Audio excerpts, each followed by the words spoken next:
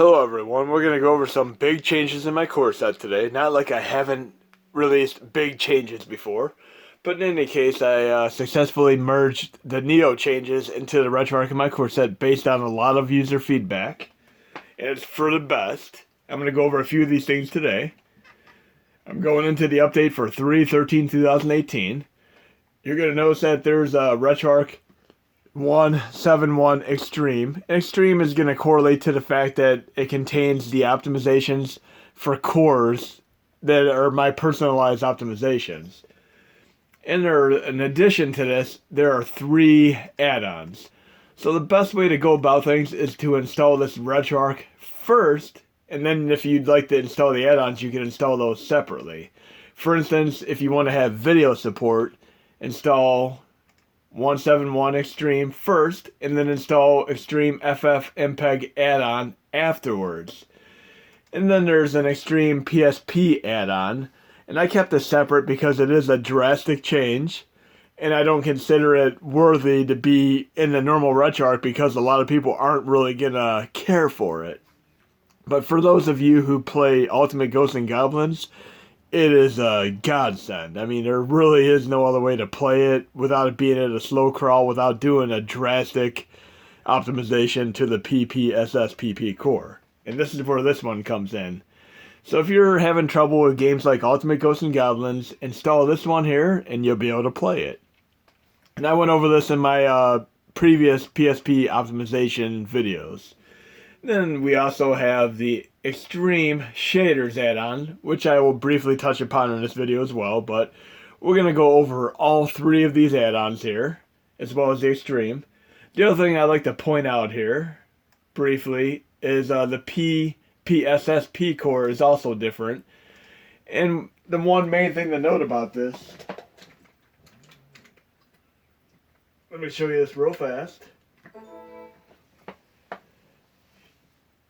The save location is going to be different, but it's going to help with clearing memory and cache and such. So the best thing to go about this is to back up your saves. And then when you go onto the hashi on your USB, have a saves folder. You can take your previous saves and put them right in the PSP folder into the save data. I mean, just copy them right to the PSP and they'll be able to be used again. Your NAND ones, you're going to want to push to your USB, and then you could use this core with no issue. You'll know what I mean when you try it, but if you have any issues, feel free to leave a message and I'll help you get this done.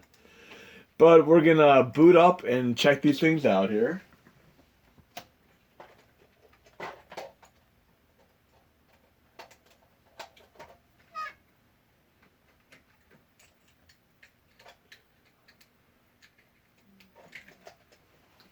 And one of the bonuses today is there's going to be a MAME 2010 performance upgrade within this RetroArch update. And we're going to go over that too, of course. And one of the first things we're going to do here is we're going to load Metroid 2 Return to Samus. And this is one of the add-ons in action here. RetroArch loading screen. That is a Neo change, of course. If you have the Xtreme Shader add-on installed, you can go into RetroArch options. And we have the user interface. This is staying in my Xtreme set. The normal Neo RetroArch, which I'm going to link to in my core set update, does not have this as the main user interface. And it's just a personal choice of mine, something I went with here. So we're going to quick menu, shaders, load shader preset. And one thing to note is these shaders all have differences as far as CPU and GPU intensity, and I mentioned this in my previous video. And some will work on NES Classic, some will work on SNES Classic. They will not all work on both, of course. But right now I'm loading handheld, console border. And I'm going to load something equivalent to the original Game Boy, the DMG Out 2X here. Now we're basically playing Metroid Return to Samus on the Game Boy style here with the monochrome and all that good stuff. Notice how the menus move a little bit slower. That is an example of the CPU, GPU intensity taking over. So keep that in mind.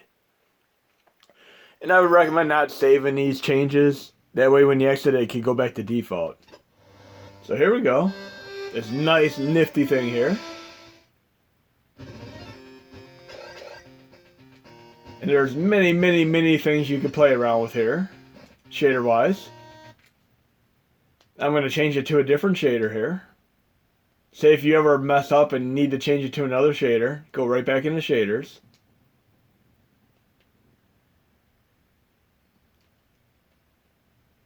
I'm going to go to a load shader here. Notice how it's moving a little bit slower because of the intensity here. I could have probably gone faster the other way. Of course I could have. So I'm going to go to load shader preset.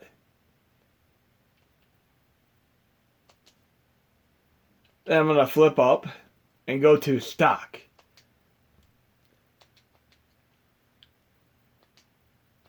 And then I'm going to do the shortcut to exit RetroArch.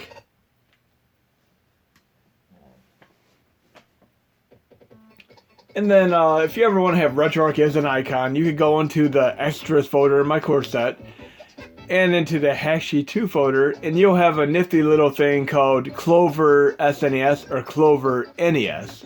And if you install that as a game, you'll be able to have RetroArch as an icon here. You could export it, you could sync it, or you could copy it over to USB host, whichever way you want to do it. But if you open it up, you're able to do things like this. Have RetroArch with no core loaded.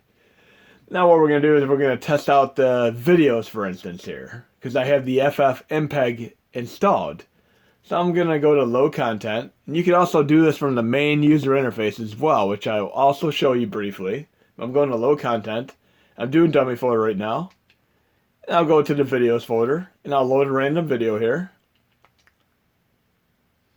Like that. We're loading an old Atari 2600 commercial. You look like a real jerk. Well, I am a corporate executive. Gotta love these old retro video game commercials here. Well, Muffy Buffy Biff Jr. and I... One thing I'd highly recommend is if you're playing videos, keep them to 480p or less. Anything over 480p is gonna freeze, so you don't want to try to run 720p or 1080p under any circumstance. But we're going to go into videos here. I should have one in this list here. My personal setup is I tend to have roughly 60 games in my main user interface, and I run everything else to the dummy folder. I don't care about doing folders. That's just my preference. But here I have a commercial, and it's running with FFmpeg. And you can do it from the main user interface by having bin/FFmpeg. So I'm going to load this retro commercial here. And there's our loaded Neo change there. And it's loading just fine. We got ROB the robot there. So we got FFmpeg, accounted for. We have the shaders accounted for. Now we're going to go into one other thing here. I'm going to go and show you the MAME 2010 performance upgrade here. Main thing to do, and you can't do this for the PPSSPP core, obviously. You have to load that from the main user interface, and I'll go over that real quick here. Some of you are trying to load the PPSSPP core once you're in the RetroArch. You can't do that. You always have to at least keep one single game in your main user interface to basically get yourself into there. I'm using Ultimate Ghosts and Goblins as my stepping stone to get into RetroArch. And there we got that nifty RetroArch loading screen. And I like having that loading screen because it really tells you whether or not RetroArch is actually loading. Otherwise you might get a black screen and you'll never know it's working. So now that I'm in here, I could actually go to load content because I have the core loaded. And use my dummy folder to load other PSP games. And the nifty thing about this is PSP games save from the dummy folder. Some cores are able to save from the dummy folder, and you're going to learn this as you play around with them. But PSP is definitely one core where you can save while they're in the dummy folder, and the saves will stick. It's pretty awesome. But right now I'm going to load another core, and I would always recommend loading the core. Because if you try to load content, say like this, I'm trying to load content.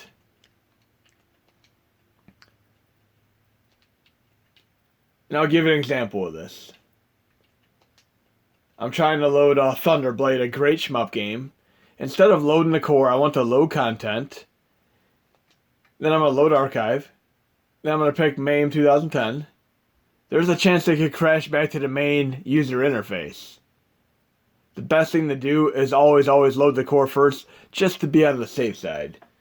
But this performance upgrade is really nifty because you don't have to do anything special. You just load the game with MAME 2010 and this RetroArch Xtreme, and you'll have the optimizations intact by default. Obviously, there are going to be games when you play them that are like Killer Instinct that are just not going to run no matter what you do. If they don't run good from the get-go when you try running them with this core in today's update, they're not going to run good no matter what you do. So don't go crazy trying to fix them. You get what you get. But here we're playing this nifty, amazing shmup game by Sega here. Thunderblade. And this is a very CPU intensive game. I'm actually impressed at how well it's running compared to how it ran before. And I've been a tremendous fan of this game on every format it's been on it. I had it on Sega Master System. I've had it on TurboGrafx 16 as an import. Of course, the arcade version and the Sega Genesis version. And I love this 3D style perspective here. And there's a very nifty transition effect, as you'll see here in a moment. Look, I can actually go up and down.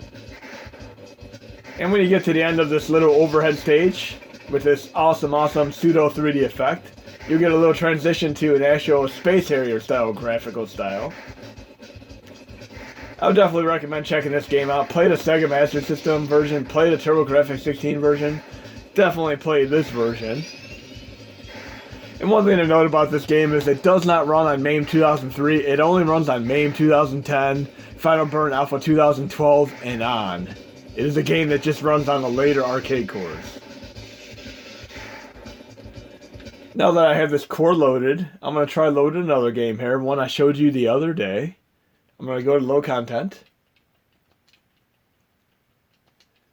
We're going to do Crystal of Kings. Again, like I said, you don't have to change any options whatsoever. I mean, you get what you get.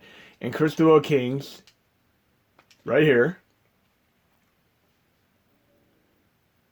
It's going to take a few seconds to load. And again, I always recommend loading the core, then loading the game as content, and then picking the core a second time. It works out for the best. Otherwise, you might have games crash right back to the main user interface.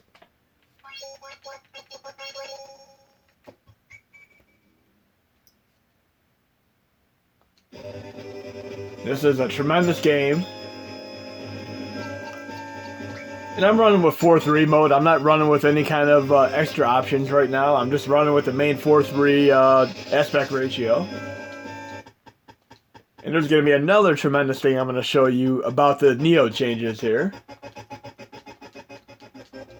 These will affect the NES Classic. You'll notice that in my core set, the CRT filter hack is no longer in the set. Because you no longer need it. You could just pick the CRT from the main display options and run it on the NES Classic and the SNES Classic by default now without installing any additional HMODs.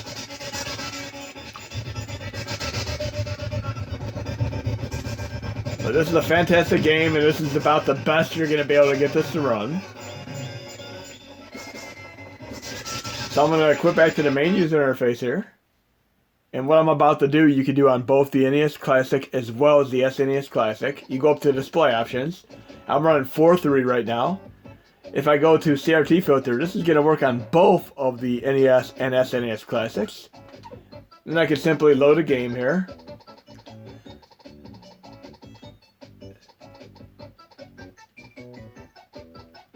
We'll load Night Slashers, just to get back into RetroArch here. There we got a RetroArch load-in. I love that feature. And you'll notice there'll be a CRT scan line on there, and it looks incredible. And I'd recommend playing the Japanese version of this because you actually have blood. But the other thing that I did is I got MAME 2003 optimized in such a way where you'll be able to do certain things too, and I'll show you that as well. But this game is running great here. Really nice. Notice how there's green blood. Play the Japanese version, you'll have red blood. But another game that people really wanted to run better is Elevator Action, and with the optimizations here, if you go into load content, since I already have MAME 2003 installed here, well, loaded, I'm doing dummy folder again. I'm going to my MAME folder. I'm going to go to Elevator Action. And you're going to have to do one little tweak to get the game to run better with the optimizations otherwise. And I did this on this way on purpose. So I'm going to load Elevator Action. And you'll see how it runs without the tweak and how it runs with the tweak.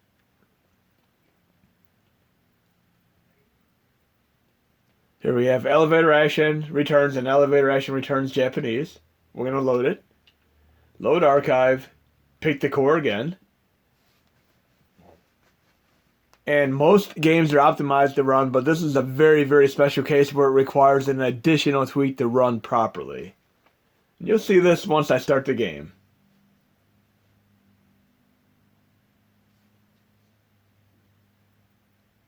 So we're getting in game here. Title, excellent, excellent company. You gotta love everything Title's made. Legend of Cage. Notice how it's real stuttery and choppy right now, even with the optimizations. But if I go into options, for core options, go to frame skip and change it to 5. If you have a really, really slow game for MAME 2003, change the frame skip to 5. And watch what happens. Look how much better it runs. The music is intact and everything. Very, very playable.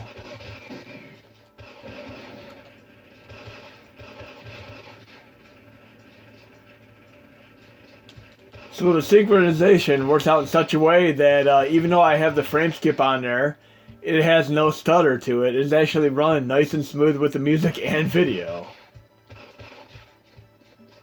And this is a game that people have been asking me about for quite some time, and I'm very glad to make it so people could play it properly. And you're not going to find a core that runs this better than MAME 2003. It's what it is right here, running on MAME 2003.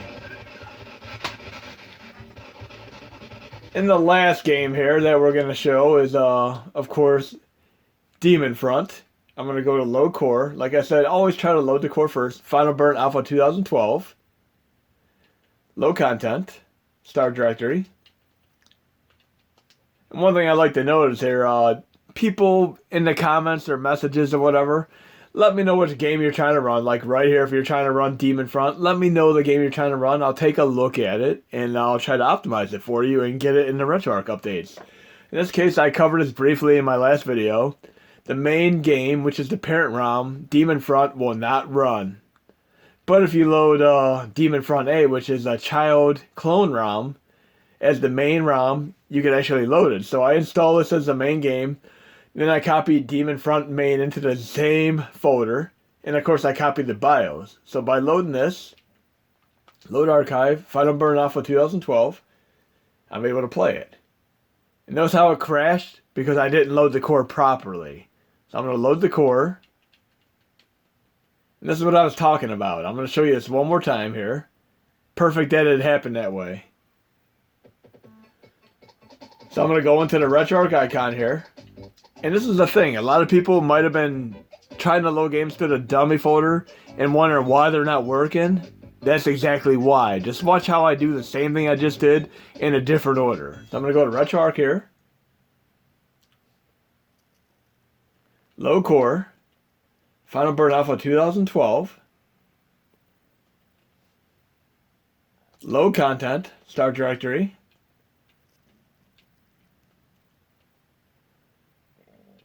I'm going to go to my dummy folder. Final Burn Alpha folder. Should I say, sorry, MAME new. Getting all over the place here. As I said, I never ever edit my videos. If I make a little goof, I just leave it.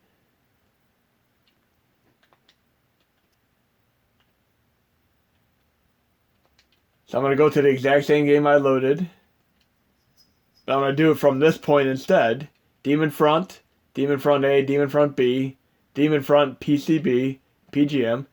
You could load these three, but if you try loading this one, it's going to crash. So I'm going to load Demon Front A again, which is the exact same one that I have in this folder here. Exact same game. I'm going to load it here. Load archive. I'm going to pick Final Burn Alpha 2012. It's going to load this time, because I did it in the proper order where I loaded a core, and then I loaded the game, and then I picked the core that wanted to load the game. And you already have automatic optimization with Final Burn Alpha 2012. You don't have to do anything extra. It's going to load because I did the optimization for this game. And I'm running with a nifty scan line here.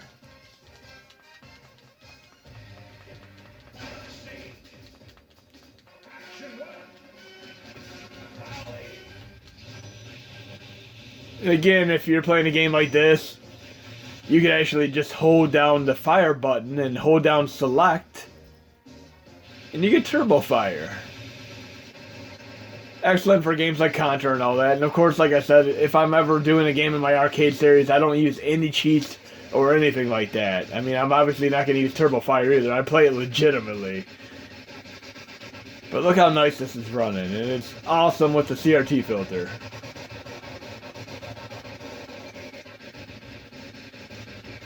And speaking of filters here, let's try loading another core here. As my final test here. We're going to load FCEUMM. Then I'm going to load content, start directory.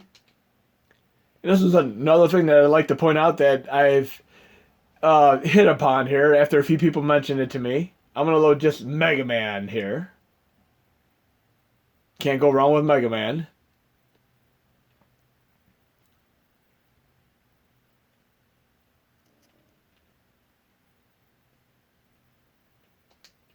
Load archive, FCEUMM. Again, load core, load content, load core again. And that's how you properly do it.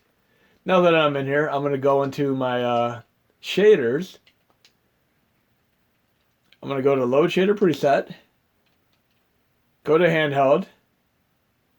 Should I say miscellaneous?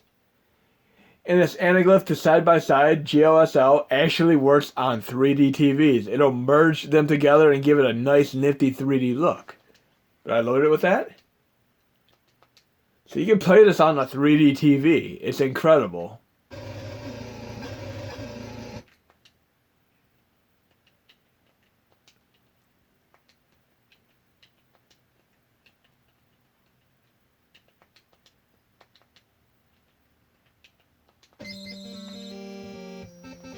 So yes, if you have a 3D TV, you could do this. It's pretty incredible.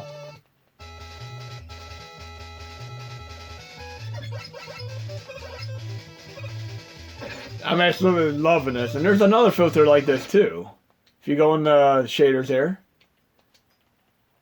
load shader preset, and there's just so many of these, and I'd love to hear your feedback on these as you guys and gals try these out. I'm going to go to miscellaneous. Look, cardboard VR GOSLP. I have not tested this out yet, but why not? Let's see what happens.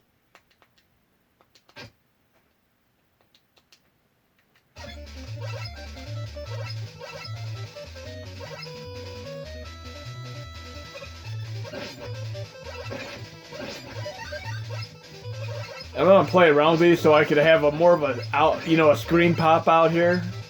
Really awesome looking though. I love this 3D look.